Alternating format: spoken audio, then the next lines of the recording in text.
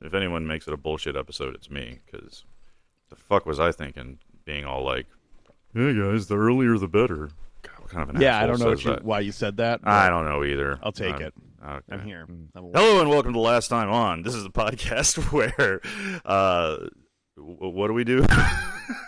Not much this week. Normally, we'd be picking a show, watching the pilot. It would be the first thing that we do. We'd roll some dice, skip some episodes, try to figure out what happened last time on, which we're going to be doing for Alias next week. But it's been a minute since we've all gotten together. We've been on a little break post-season. Yeah. So we just decided to just hang out and catch up because we haven't done that. A lot has happened since we last got together for recording. Yeah. As we speak, I'm trying to actually see what streaming services Alias is available on. Should be Disney Plus. Yeah, I believe it's a Hulu show. Okay. I know where else you can watch it, though. Oh, I just signed up for Hulu just because for Alien Earth. So, okay, Yeah. Let me go find it. So I have actually been meaning to ask. So during the past month, the timing just kind of worked out because we finished the season of Billions, and then we're taking a break in between shows before we started our new one. And during this break is when Star Trek Las Vegas was going on. Yeah. And that's where I was, and I'm sure you guys have told me before, but why, where the hell were you guys? So, it kind of started with just Beth and I looking at each other and going, we've done STLV 4 years in a row. I would have loved to not go to Vegas in a year. Really? Just have a year where I don't go to Vegas. Interesting. Vegas is a fucking lot, dude. Like, yeah, this is only my it's second like, time. I don't gamble, right? Yeah, same here. I have gone to STLV 4 years and never put a dime in a penny in a slot machine or anything, right? Like I've spent exactly $0 gambling in the entire city of Las Vegas. Same here. That's impressive. That's because I don't do it because I know if I start, I won't stop, and then I'll lose my shirt. So. And so when I say Vegas is a lot, know that I'm not just talking about like, oh, I don't want to go and lose a bunch of money gambling or something. Mm-hmm. It's the city is just a fucking lot. It's kind of it is kind of a shithole. It's a very pretty, very sparkly shithole. I mean, on the Strip, yeah. The second you get off, it's just a regular ass shithole. It's almost like it's in the middle of the desert and humans shouldn't live there. Yeah, it's like testament to hubris, right? Uh-huh. And so it was just like, okay, we don't want to do STLV this year. We want to take a break. And we were also talking to Laura and Aaron, my co-host over on Who Are You? And they were like, okay, well, I have this PhD program conference in Chicago right before STLV, so we're not going to be able to make it. Mm-hmm. Or it's the weekend of STLV. And so it's like, okay, that sucks. But you're going to be in Chicago? That's real close to Detroit. And so that's when this all kind of started to come together. And so we rented a house out on the west side of the state of Michigan. And we had 15 of us there, including kids. Mm-hmm. So it was most of the pod fam was there. Beth and Gloria and the cool girls, along with Laura, were there. A handful of my college buddies were there as well. And our college buddies, Ben and I went to college together. Ben knows all of these people. My sister was hanging out for a minute. And we just rented a big old house on the west side of the state. And it's on like 15 acres. It had a pool. So we just had this big old house, and we just played board games and hung out for a week. It was great. Yeah, I just remember getting a text from you guys sitting in. It was you. It was the two of you Yeah. sitting in a big leather chair, each holding like a scotch. It looked like. I believe that was some Mitchters. It was Yes. not. Shut up. Was it really? Yeah. He You wasn't bougie ass celebrating- motherfuckers. No, it wasn't. It wasn't the celebration Mitchters. This is like a $20 bottle of whiskey. Oh, okay. I didn't normal realize. I just I didn't realize they There made you go. those.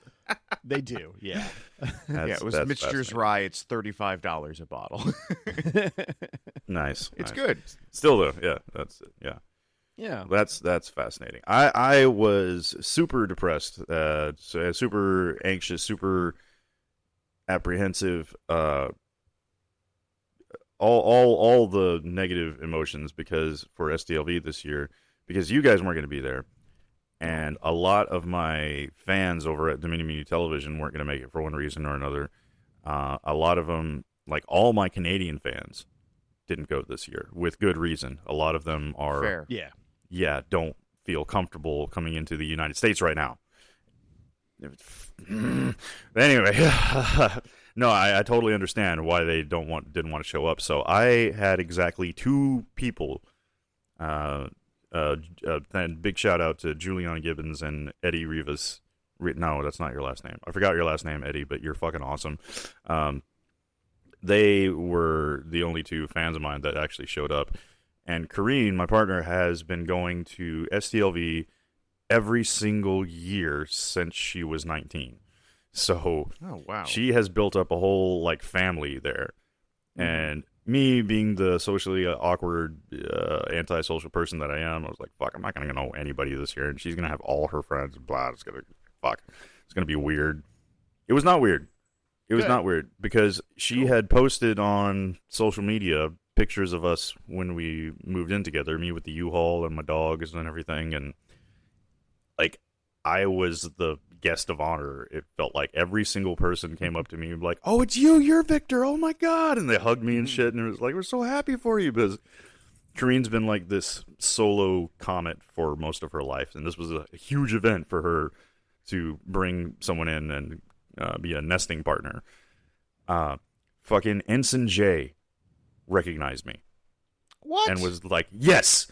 I was blown away. She was like, oh my God, you're Victor. Because the two of them, like I said, Kareen's been going for every year for 12 years now. And she was like, oh gosh, I feel like I know you. Bonnie Gordon, the voice of the USS Prodigy, same thing, was like, wow, I feel like I know you already because I keep seeing all these posts about you and Kareen living together. I'm like, what the fuck? You know me? I know you. So, yeah. What? Yeah, it was absolutely wild. And they were all parasocial relationship? Yeah. It was just bonkers. So it was a really good, really amazing experience. And then on top of all that, Zach, shout out to Zach. I know you don't listen to podcasts, but just in case, was also a friend of hers that we were sharing a room with at the Gold Coast there. We were splitting the cost of a hotel room. He had won tickets on an auction. It was a charity auction thing to an after party hosted by John Billingsley. Now, when I was told about this, I just figured it was going to be like in a big theater, a dinner type thing, and we were all going to like sit down. And no, it wasn't that at all. It was I think it was the Palm was the name of the hotel. It was just a hangout with a bunch of Star Trek people. We were there. We're sitting there at the bar, and we get there, and John Billingsley and his wife meet us there at the bar, and he says, "Yeah, any drinks you want, they're on us. Everyone else will be here in a second." And we had no idea who else was going to show up. I'm sitting there at this bar that's busy with people all around us, and suddenly fucking Major Kira sits down next to me. Trip Tucker sits down across the other table. Admiral Shelby. I'm like, what the fuck is happening? I didn't get to talk to him too much, but Robert Picardo was there, and we were just all chilling, just hanging out, like regular ass people. I was losing my goddamn mind because I was running on very little sleep. Like I hadn't showered, and I was just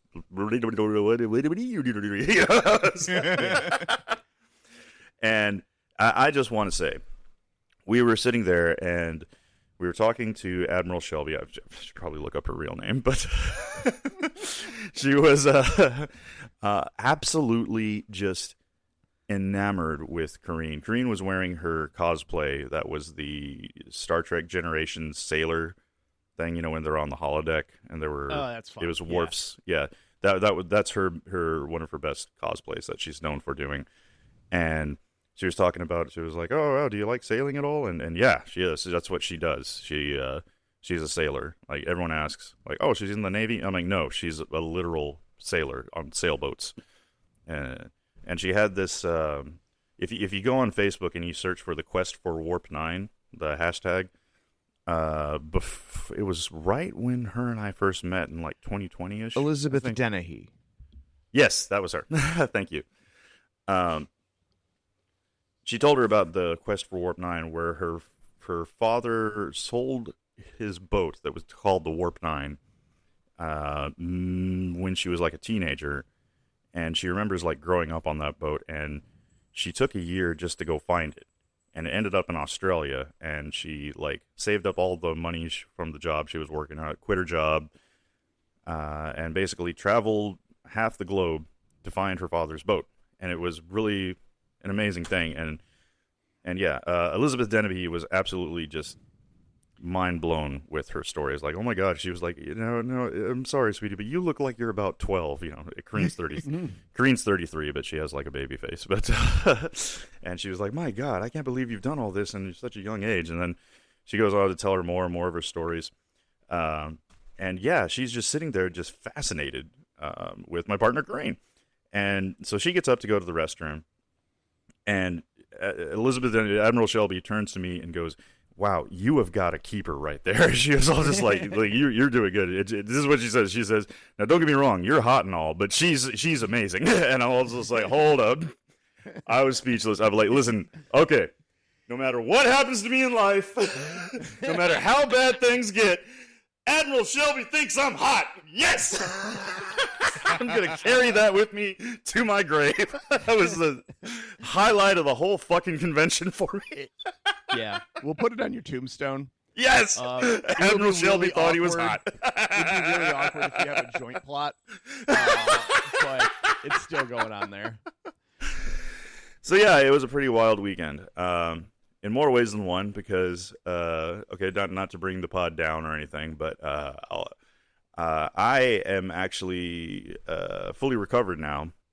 But I got hooked on kratom for the past month, and it was a struggle. So I was dealing with that in Vegas, which made for some awkward situations that we can just bury in the past. But yeah, it was bad because I've had this cyst in my skull for a past year that's been giving me migraines 24/7. Yeah, and like Advil doesn't do shit anymore. Excedrin doesn't do shit. Weed gummies kind of help, but I don't like the feeling of it. But kratom, I don't know if you guys have heard of it. It's but you can buy it here in Texas at any like liquor store or vape shop. Usually you get it in these pill forms. Is it a boner pill? No, it's not a. Why is everything boner pills with you, Jafar? I know. I'm just like, I mean, obviously, it would be a boner pill, but is it like next to the boner pills? Is like I'm trying to imagine it in the gas station. It's not. No, you can't get. Well, okay, you can get it at a gas station, but it might be. It's probably next to the boner pills at gas stations. But okay.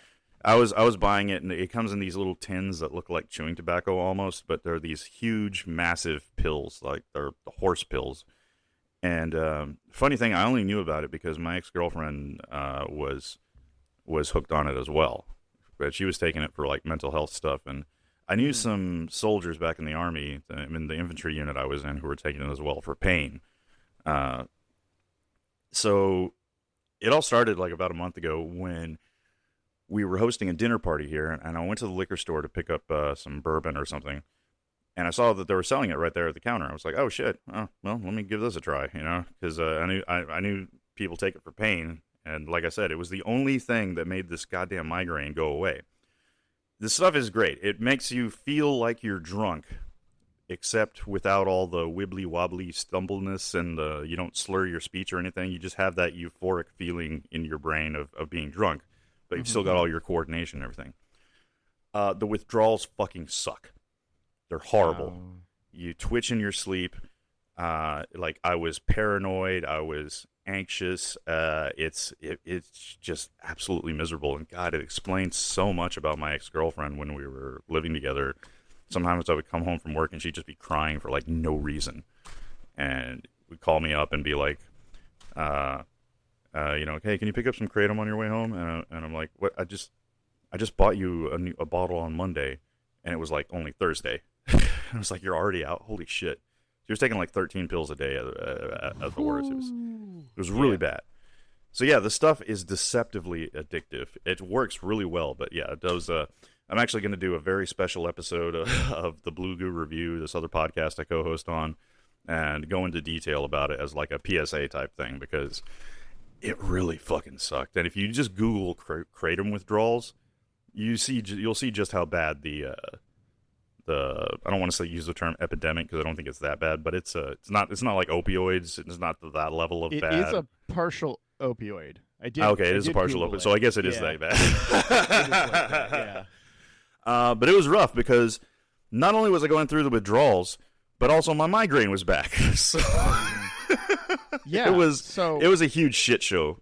So how are you doing right now? Because, I'm so much better. Yeah. I haven't taken any since last Tuesday.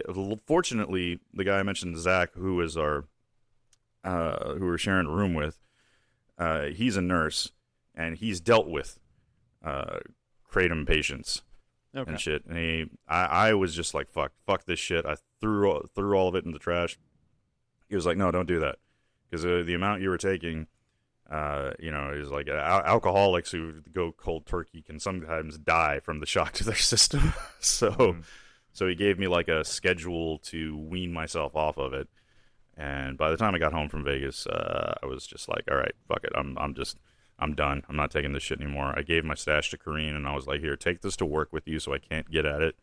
And when I come home, if I look like shit, then give me like one pill. But she was incredibly helpful. And yeah, it was rough. Oh, the worst part is you can buy it in seltzer form. It comes in these cans that are like the size of a Red Bull. Tastes like shit. Tastes like carbonated dirt, but it hits you right away. So yeah, and it's $9 a can, $15 a can in Vegas, and I was like buying, 6 of them at a time, just glug, glug, glug, glug, glug, and yeah. Anyway. Whew. Yeah, it was bad. It was bad. I'm glad to be back. So that's another reason I haven't been recording podcasts or doing any content at all, really, on DMTV or anything. It's because I've been in a bad place. So, yeah, it would not have been good for me to podcast while I was going through that shit. So it's good to be back. Well, glad to have you. Anyway, sorry, I hope I didn't bring down the vibe. But it was catch up. It was bonkers. So. Tell me about let's hear about your story. What did you guys be doing? Like, you guys didn't get addicted to anything while it was gone, I hope. So. No. I mean, I got addicted to water, which is a weakness. Yeah. Do not is that a Dune reference or that's is that a Dune reference or a Mad Max reference? Mad Max. Yeah, one of those desert movies. Yeah. Yeah. No, I mean, we had the vacation. I officiated a wedding yesterday, which was fun. Tell me more about this Final Fantasy themed wedding. Yeah. So, I don't think I've talked about this on pod, but I do officiate weddings. This was number 18 for me. What? I don't charge or anything. Like, I don't try to do it professionally. I was gonna say, do you have like a punch card? Like, if you do so many, do you get a free one? Or... I think if you sign up to officiate through the Church of Bacon, which is a Penn and Teller thing, you might actually get a punch card. That seems very them. But I started doing this before they had set up their thing. So, yeah, no, it's just something that like I did on a lark in college. It's like, oh, I want to be able to officiate weddings. That's fun. Oh, I get the power to perform exorcisms. That's cool. Oh, like, just all this stuff, right? Okay, well, how many exorcisms have you performed? Real ones or fake ones while I was drunk? I think they both count. Then 2.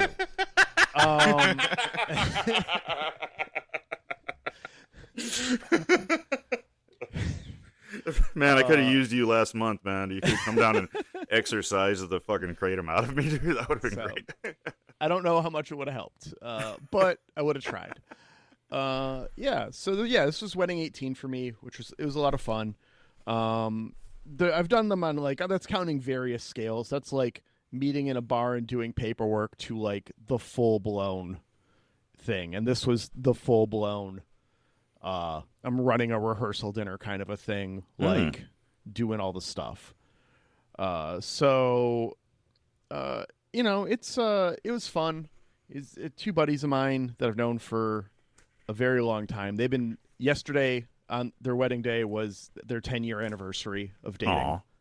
Aw, that's awesome. So, and I am double counting them because I actually married them 2 years ago. I don't know how many people know that.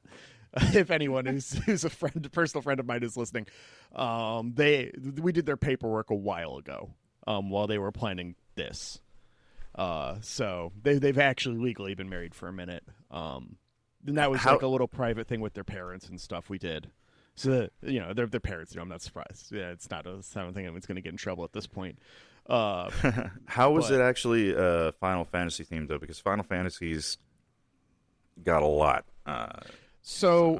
The wedding itself, like the ceremony, was not a cosplay ceremony, but it was one groom was black mage themed and the other groom was white mage themed. In their suits, so like one half of the bridal party was all in white tuxedos with red, and then the other was all in black with blue. And the big hats. Then, one. And then they had a big like wizard hat. Yeah, they had like mage staves that they had with them as like props for their outfits for the ceremony. And then I was done up as a red mage, which, if you know Final Fantasy, is the person who does white and black magic. Isn't that just from Final Fantasy VI, though? Only one of the Final Fantasies? Fantasies? It's from a ton of Final Fantasies. The white, black, and red mages are in, I would say, probably 80% of Final Fantasies. Yeah. Yeah, that's there in the first one. Yeah. That's interesting. I see, because I know every Final Fantasy game is like a whole new story, but I know there's some elements that carry over. Like isn't there always a character named Sid? Most games have a Sid. Almost all games have a Sid, yeah. And let's see, Final Fantasy VII had the big sword. Yeah. 8 had the gun sword. Yep. Mm-hmm. Did 9 have a sword? You are the gun. Okay. And then 10 had the water That's what sword. That game is about. Yeah. 9, you are the weapon. Weird. Yeah. Okay. It's about a gun coming to terms with the fact that they're a gun. So, 10 has a water sword. There's a bunch of stuff. Yeah.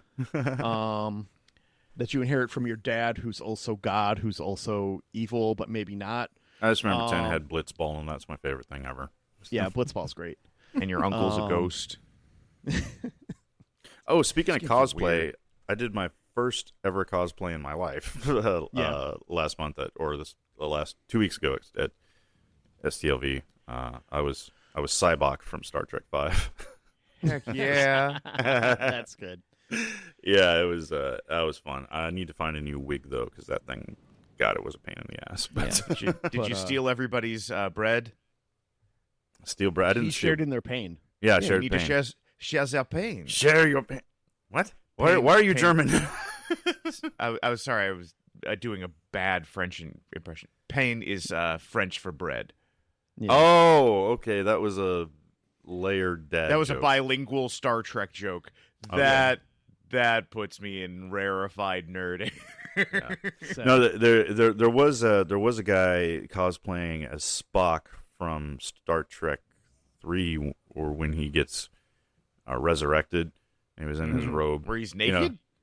No, he's not. No, dude, it was after He's Vegas. Adults. Yeah, it is Vegas. Yeah. But yeah, he was in his Vulcan robes and shit, and I saw him from across the room, and I just yelled out, "Brother, brother!" We got a bunch of photos taken of us together. It was a lot of fun. I could definitely see why people enjoy cosplaying. I had actually 3 cosplays, but the Cybok was the most detailed. I also had a generic red shirt that I was, and then I also, just for random ass no reason at all, made a Gizmonics Institute jumpsuit from MST3K, and that was fun. So I'm gonna do that one a little more next year. Make it a little more detailed. Put a big G on the back, and maybe carry a robot. We had a lot around of with me. fun last year where a bunch of our people, Jafar included, dressed up as the Boimler Vineyard girls. Yeah. And so every time we saw a Boimler, they would run up and be like, Bradward, can you help me out in the drying shed? Yeah, that was a blast. That was me, Glow, Beth, and Laura, and Denise, who's a friend of mine from college. All of us dressed up as the Tawny Newsome called us the Raisin Maidens. Yes. And we were just like running around hitting on every single Boimler cosplayer we saw. That's It was amazing. a blast. It was also really funny because some of them clearly did not remember that episode. Man, if you're gonna do the cosplay, do your homework, dude. Yeah. Yeah, we got a couple people who were like, "Oh, you're like holodeck characters," and we're like, "Sure." Like the number of people who didn't watch Lower Decks really came through. I did appreciate the people who were like, "Oh, you're the caretaker holodeck people from Voyager," and I'm like, Yeah, "That ain't far." Like, yeah, close enough. Yeah. Next year, so ever since that one Lower Decks episode, there's been a group of cosplay meetups at like every convention that they have a Mark Twain meetup. Yeah. Next year, you guys got to join me for the Mark Twain meetup. And just everyone. I am in. Well, I do declare tarnation. You know, it's just so many Mark Twains. Yeah. Oh man, that was fun. You know, I almost want to for the next STLV, I want to just like sleep during the day and miss like all the panels and shit, because the real fun is like all the after parties and crap like that's I know it's weird coming from me being someone antisocial but the people there are just great. You know, everyone's I've had really a lot of fun welcoming. at some STLV after parties. Yeah. Last year I don't think we did any. We were just tired which people. was the only year I've gone, which was kind of a bummer because I've heard about these great STLV after parties, and then we didn't go to any. But we still had a lot of fun though. 2 or maybe 3 years ago, we ended up going to most of the Gaze in Space parties, which was a lot of fun. That's a great group of people. That was a lot of fun. Just hanging out with Sean Farrick from Trek Culture for a minute. He's a fun dude. Oh yeah, he was there. Yeah. Yeah, no, that was a good time. I'm looking forward to that. I'm looking forward to next year. You know, it's already marked on the calendar. We're going back next year. It'll be the 60th for Trek, which is also going to be a lot of fun. Yeah, that's going to be bonkers. It's a 5-day thing now. So yeah. I don't know what I'm going to do exactly, because then the same weekend in July, 2 weeks before the con, Laura has her PhD conference that she has to go to.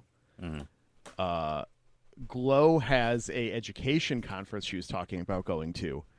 And I have my Star Wars Unlimited Galactic Championships that I was talking about going to. Nerd. All 2 weeks before in Vegas. Yeah. Or like a week and a half before. It was enough time we're flying back where I was just like, do I bother? Or do you spend 11 days in Vegas? Well, to be honest, like, part of me's like, but also part of me's like, well, I could rent a house. Like, we could Airbnb, like, if enough of us decided to do that, we could Airbnb something way off the strip for cheap. Yeah. And like just grocery shop and live. And I mean, I'd work all week. Like, you know, I'd just work remotely for the week instead of flying back to fly out again. See, this year we were staying at the Gold Coast, which is across the street from the Rio, and even I was that, thinking about that for next year. yeah, it's cheaper, but just the summer heat in Vegas making the walk, just that short walk from one across the street to the other hotel was just pretty brutal. So I think Yeah. I'm actually just going to spend the extra money next year and stay at the actual Rio. Just because, my God, dude, Vegas heat. Fucking, why can't they hold this shit in winter, man? I swear. I mean, I've looked at the rooms for next year at the Rio, and they're already up to like $309 a night. Oh my God, it's gonna be fucking bonkers. Ugh, Right? And it's just Yeah. like it's a little much. they just keep increasing their rates, and the hotel stays, even though it's renoed. Yeah. It's still shitty. Yeah, it kind of is. You guys keep going. I have to use the bathroom real quick. I just woke up. Sorry. So Yeah. So I don't know what we're going to do as far as accommodations for next year. I was thinking about Gold Coast, or I think Palms is also across the street on the other side. I don't know. I've talked to a couple people who typically stay at the Palms, and it is cheaper and nicer because they don't jack their prices for the con. So that might be the play. I'd rather pay like $200 a night for a nicer hotel than the $300 Rio and deal with the walk. We'll see. I don't know. Also, like, I know one of the general managers at the MGM, so Right. I might just hit that person up and see if I can get a good deal on a room that weekend. But the MGM's also a fucking nightmare. I went in there once for dinner 2 years ago, and it is just like, because it's on strip, it's like you're walking through trying to get to a restaurant, and it's like bachelor parties, bachelorette party. It's just kids, like so many kids in there. It's just really obnoxious. That's where and it's just Wolfgang super Pucks thick is, smoke. right? Yeah. Yeah. Wolfgang Puck is in there. That's where Morimoto's restaurant is, which is why I was there. We went over there and had a nice little fancy dinner a couple years ago. And it's just, I don't know that I actually want to stay there. Right. It sounds exhausting. Being in there for half an hour was exhausting. So I don't even know about anything I else. hope I'm able to go. Yeah. Yeah, I'm sure it'll all work out, Ben. Well, even if I get a job, I'm like, a lot of places are real stingy on the PTO. Yeah. And so that is also what I'm worried about, is like, do I have to choose between STLV and Christmas? You know? So, well, I mean, real talk, doing what you do over Christmas, I'm sure you're not doing anything, even if you are working. Mm-hmm. So, But Just- if I get a job that requires me to be in the office or something, I mean, it's a couple hours. You'll be fine.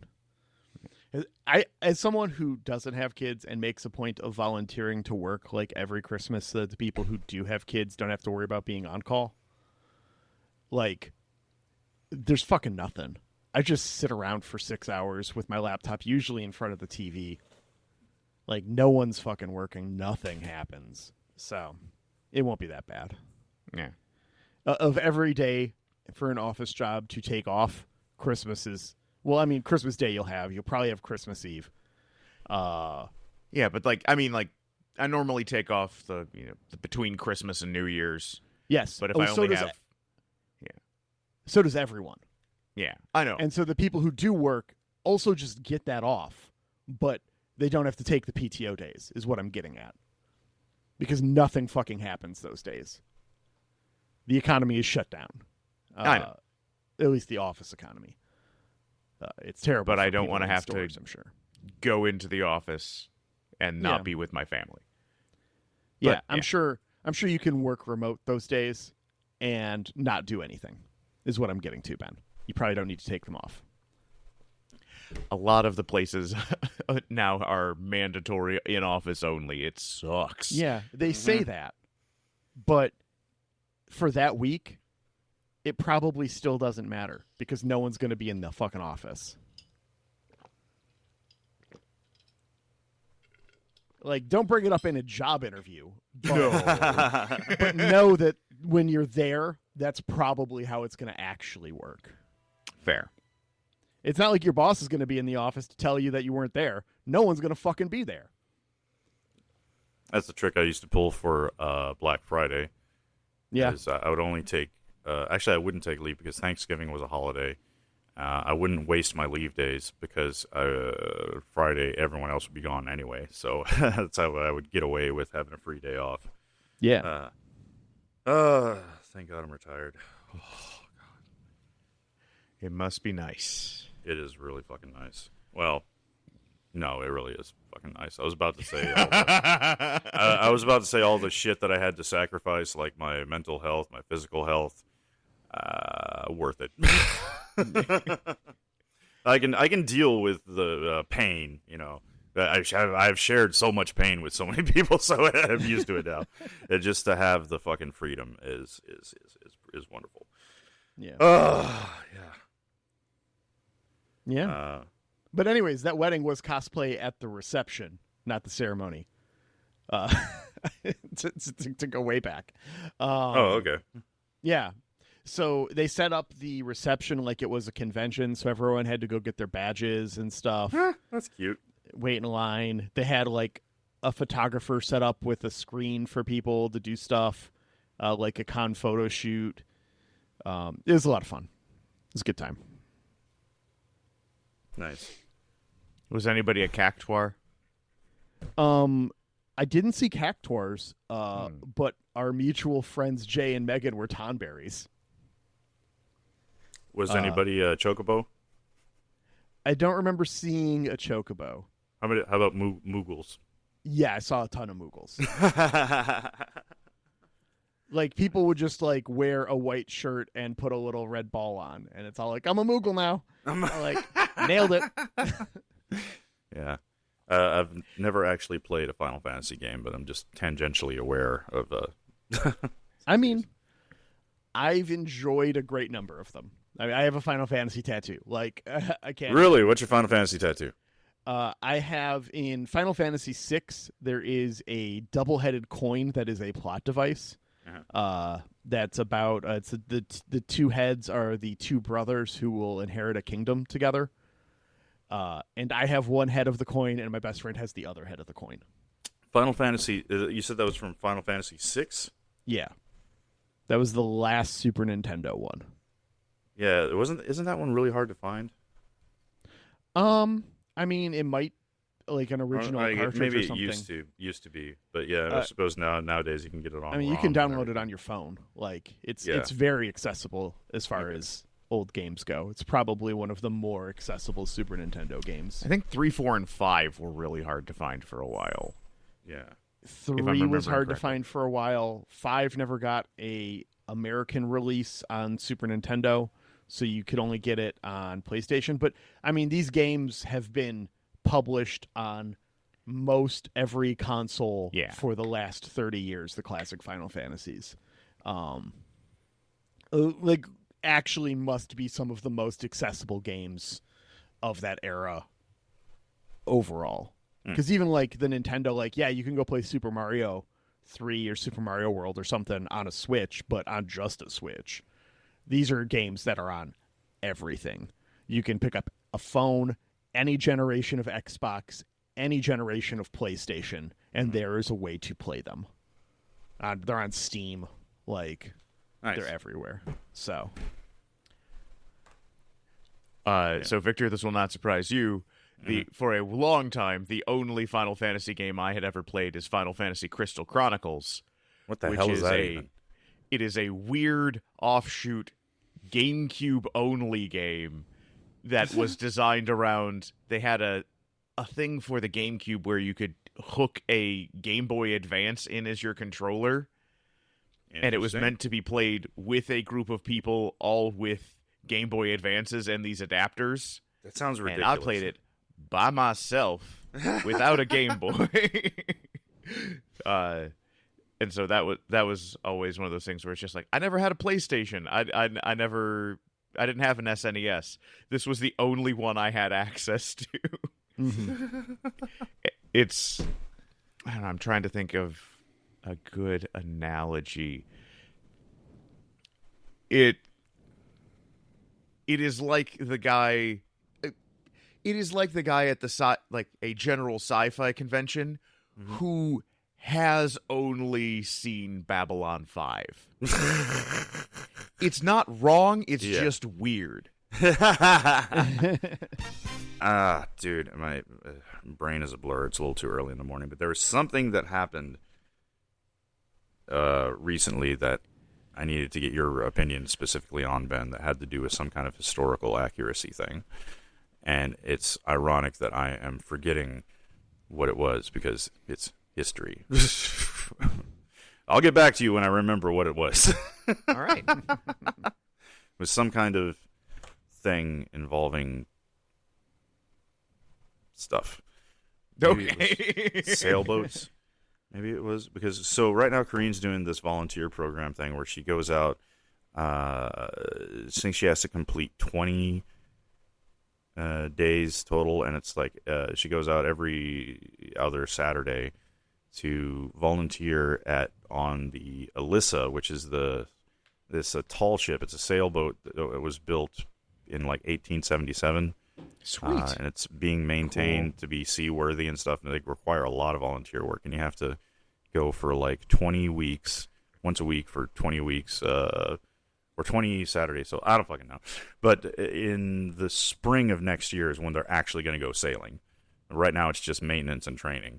But it's pretty wild because I asked her, I was like, so how did they do it back in the day? Because the ship has got an engine installed on it now, so it can get out of port. But I was like, well, back in the day before they had engines, how did they get the boat out? And she was like, pull it. Yeah. Yeah. You pull it, or you had a tugboat with an engine. I'm like, okay, well, what did they do before tugboats were a thing? She was like, oh, you just had to wait for the winds. Mm-hmm. It's like, wow. So in all the TV shows where you see, pirates and shit in the old days that are like, we sail at morning, that really can't be accurate because you don't know. You don't know. The ships just stand by and wait for the winds to be right. So you'd have that. You would have paddle boat. You'd have the ability to paddle some of those boats, even though that wasn't their main mode of transport. Yeah. Depending on the size of the ship. But also the important distinction here is ports were built very differently. Okay. Like when you think of how boats line up now, they're like tight packed. There's a ton of boats on a dock, right? Uh-huh. That was not the case always.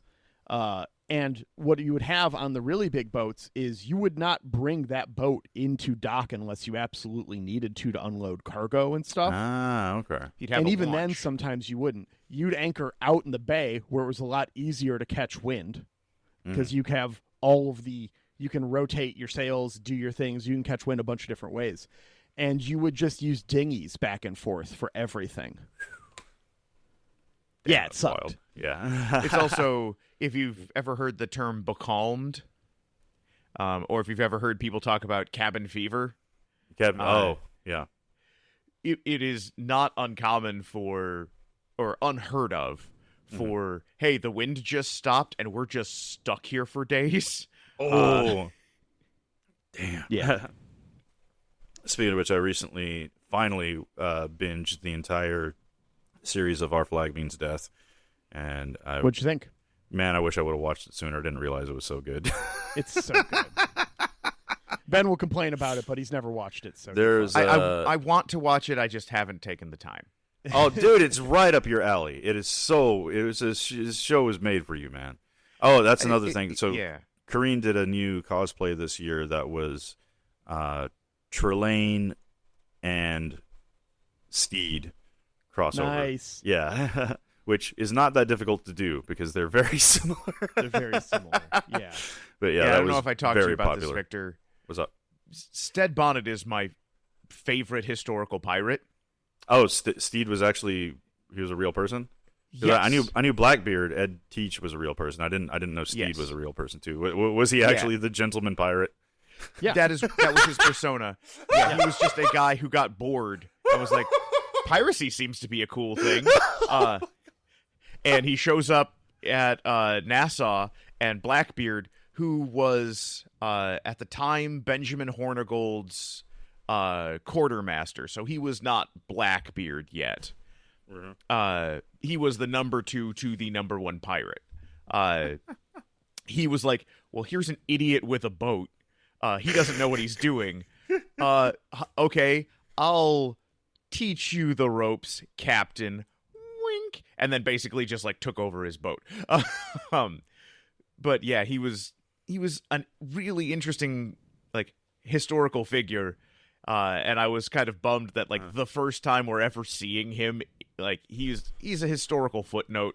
You don't make a movie about Stead Bonnet, you make a movie about Blackbeard. Right. The first time we get anything with him, it is a comedy where it's like, we are aware that some of these are real people, but we will not follow any history. We don't care about any accuracy. I'm like, okay, I know you guys will be real funny, but, you know, I would have liked something that was a bit more serious about the dumb guy.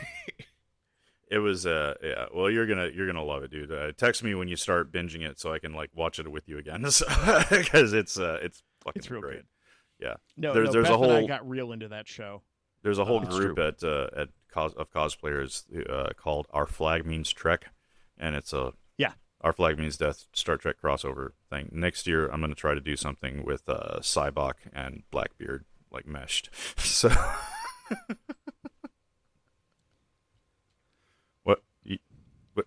We just looked over your shoulder like you're waiting for Blackbeard to enter the room. Sure, Beth was doing something. I think something flew in front of the my front door window because I saw a shadow run across the background very briefly. Oh, yeah. Well, that's why I double checked. awesome. So, yeah. I had something else I wanted to talk about before we wrap things up. I don't remember. Beth and I are both big fans of Our Flag Means Death. Yeah.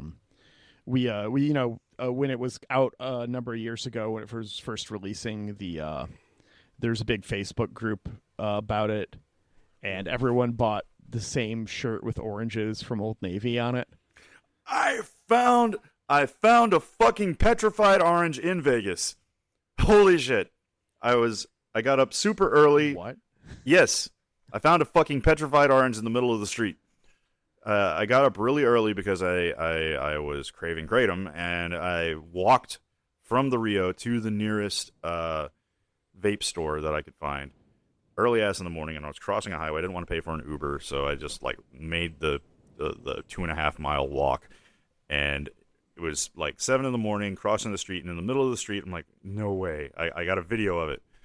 I've got the fucking petrified orange. I'm like, I found a petrified orange. Holy shit. It was gross.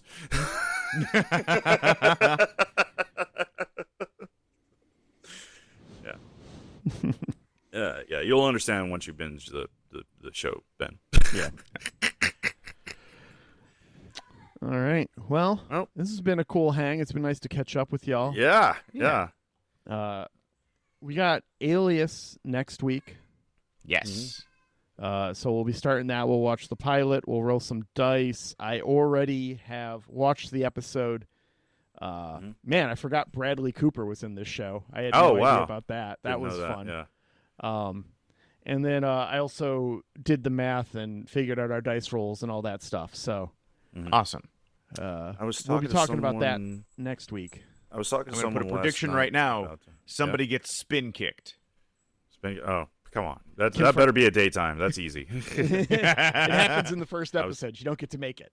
Ah. I was going to say probably one of my, this is going to be a gimme as well. I'm going to say that Jennifer Garner does a cross-dress thing where she disguises herself as a man at some point. So. That sounds very edgy for the early 2000s television. Yeah. See?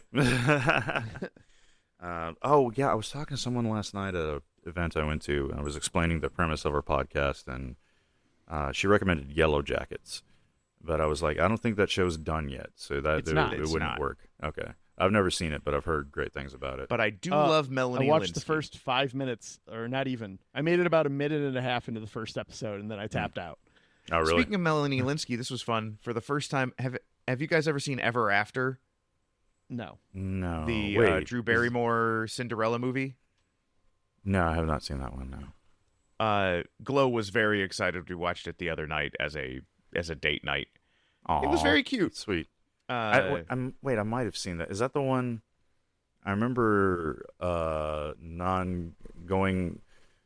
I remember going on a date with someone, and I did not consent to see that movie. I was just roped into it. it's I think yeah, it was Drew Ever Barrymore, After. It might have been Angelica what year did it come out? Houston. It might have. It was oh. some princess movie. Let me see. What year did? 98.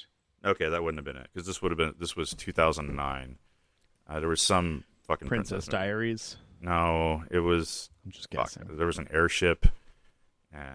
The one with Robert Musketeers? De Niro. No, not that one. No, I want to see that one. Stardust. That was it. Written by Neil Gaiman. That was it. Stardust. That was the movie. Yeah, that's Robert De Niro. That was Robert De Niro. He's in that movie. Yeah, he's the space pirate, sky pirate. Yeah. Stardust, 2007. Oh yeah, this would have been the movie.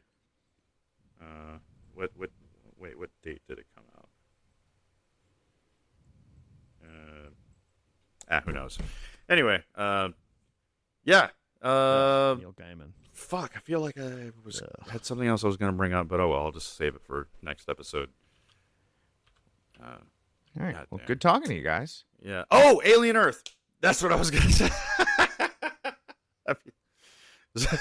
Sorry, I don't mean to drag this episode out a little bit. Did we lose Jafar, or is he just No, I'm being here. still? Oh, okay. I'm just thinking about Charlie Cox with long hair.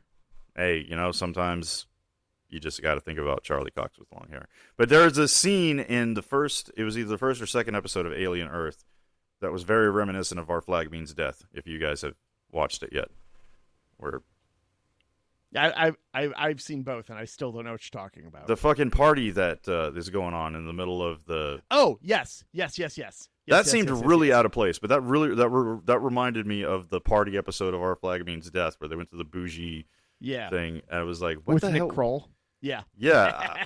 I was just like, this is such a weird thing to put in your Xenomorph TV show. Like, why? I mean, because it's the actual bourgeoisie, and that's the whole point, is that capitalism's the bad guy. That's what this show's about. That's what Alien's always been about. Yeah. I mean, it was pleasant to watch, but yeah. Also, robots. Also, robots. Yeah, there's lots of robots in Alien Earth. Well, robots are also the bad guys, what I mean. Oh, they can be. Yeah. Sometimes, yeah. Sometimes I did. Yeah, it was. There's one scene where the trillionaire says, "All the evacuees who need medical attention, separate them out by income bracket." Yeah. Yeah. No, I mean, usually when we're in an Alien verse movie, it's like the couple of people who are already just effectively slaves. Yeah. Doing whatever they're doing, compared to this where we're seeing the actual class structure. So Yeah, this is always something I've been curious about in the Alien universe, is what's going on back on Earth. So yeah. this is kind of cool. It's not what I expected. The only issue I have with the show so far is the search and rescue team that we get in the first episode. Mhm. What? They do a lot of searching. They don't do a lot of rescuing. Like, why do they all have guns and they're going into this disaster area? Like, what? Because they're not there to rescue anyone. That's just performative language. Are they Tiger still, Team? What are they? But what are they doing? Who? They at the time they didn't. They're there know. to capture anyone who survived the shipwreck because they're not. Because they're at the Utani. time they didn't know what was on the ship. They were just going in. They did not bring guns for the creatures. They brought guns for the people they thought survived. Because they're enemy soldiers because they work for a different company. That I can get around. Okay, cool. I wish they would have made that more apparent, because I was like, if I'm watching a sci-fi movie in particular and something doesn't make sense, I can't like let it go until I figure out an explanation, and I can't focus on it. That's why fucking Discovery was so hard for me to watch, because of like what's up with the Klingons. So Anyway. Do they call anybody Boss Mang? Nobody's called Boss Man. Why? Then I'm not worried. Then I'm not interested. Cause But okay. I need my belters.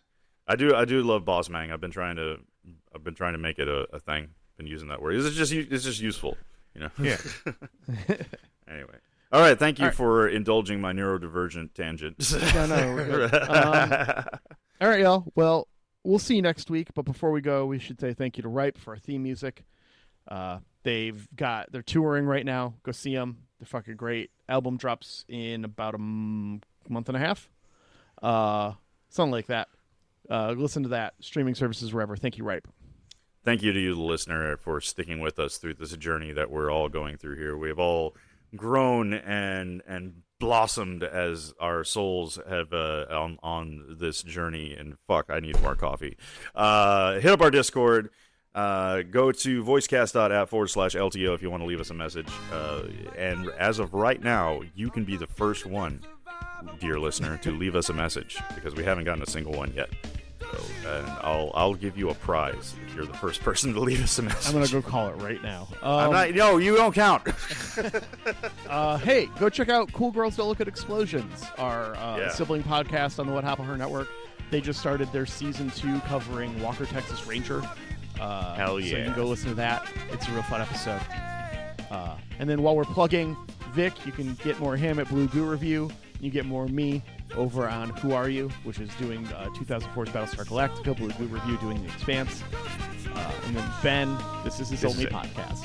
Yeah. And thank you for our new sponsor, Kratom. Don't do it. Don't do it. And we'll see you next time on Last Time On.